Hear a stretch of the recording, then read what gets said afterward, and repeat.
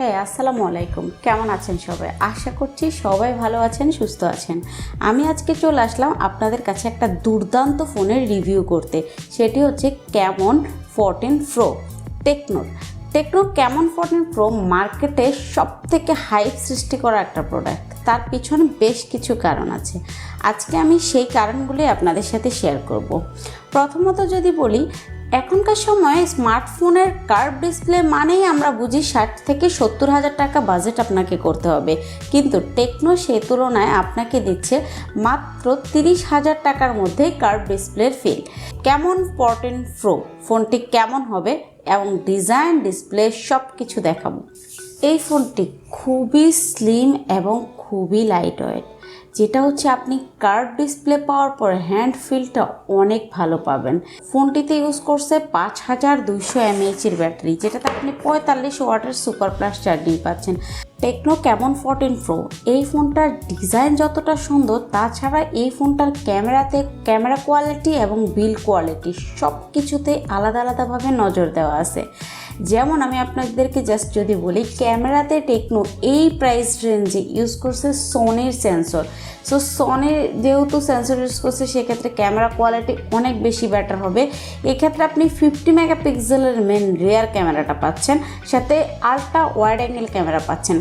এই বাজেটে অন্যান্য ব্র্যান্ড যেখানে আপনাকে 2 মেগাপিক্সেলের ডিএসএলআর ক্যামেরা দিয়েই এনাফ করে রাখছে, সেই ক্ষেত্রে টেকনো মাত্র 30 হাজারের ভিতরের ফোনে রাখছে হচ্ছে আপনার ultra wide angle camera.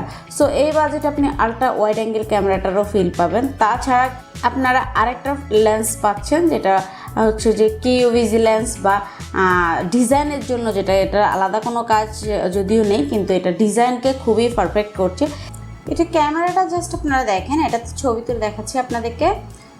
Camera quality খুবই ভালো এবং ছবিগুলো খুবই দুর্দান্ত আসে, ডিটেলস সহ ছবি আসবে, যার কারণে আপনি ক্যামন 14 প্রোটা আপনার প্রায়োরিটি লিস্টে রাখতে পারেন। এটার ক্যামেরাতে আপনি কোনোভাবেই খুঁত ধরতে পারবেন না যে এই ফোনের ক্যামেরাটা কোয়ালিটি ভালো না, কিন্তু এটা ক্যামেরা কোয়ালিটি জাস্ট দেখেন। এটাতে আলাদা আলাদা ফিল্টারও ইউজ করা আছে। এটার ওয়েটও মাত্র 178 গ্রামস। সো বুঝতেই পারছেন ফোনটা কেমন হবে।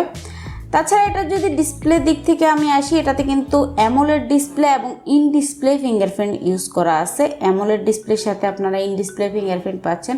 সো ওই ক্ষেত্রে হচ্ছে যে আবার আলাদা একটা প্রিমিয়াম ফিল আপনারা পাবেন।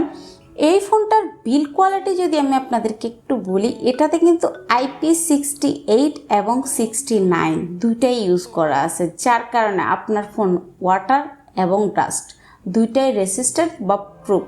যেহেতু IP68 69 দিচ্ছে, সেক্ষেত্রে আপনি পানির নিচে আন্ডার ওয়াটার ফটোগ্রাফি করতে পারবেন। সেক্ষেত্রেও আপনাকে এই ফোনটা কিন্তু ভালো একটা সাপোর্ট দিবে।